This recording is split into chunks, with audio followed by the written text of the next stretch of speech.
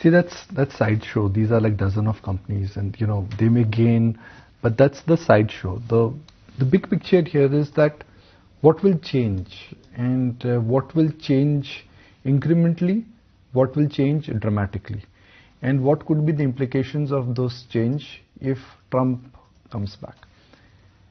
Well, Trump means lower taxes. He lowered the taxes in the Republican regime, and that gave rise to a huge bull market.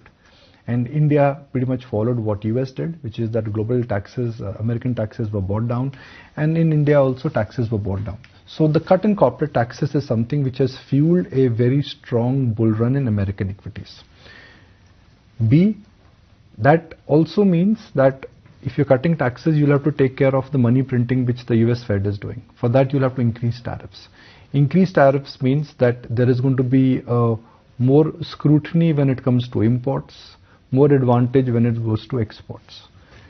That means local inflation in America is unlikely to go in a very different manner. Also, we don't know which way things would move, but the last Republican administration, in a sense, was also a time when there were a lot of cross currents which were done. So I really hope that the global setup does not change, the setup of NATO, the setup of other things, because Donald Trump is really capable of making those changes which Joe Biden, in a sense, never even attempted to do. So that's the second risk. One is corporate tax will remain low. Second is tariffs go higher. What happens to inflation? Third is, will Fed be given a upper hand? Will Fed be given a free hand in terms of keeping their monetary policy going? And fourth, in a sense, would largely be what really happens to these big trade blocs, and what happens to NATO, and what happens to other important trade blocs.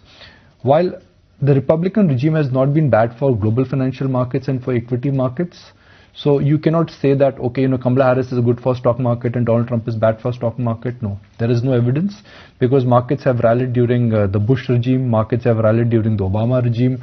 So there is no evidence to really prove that, but Trump is always this unknown commodity.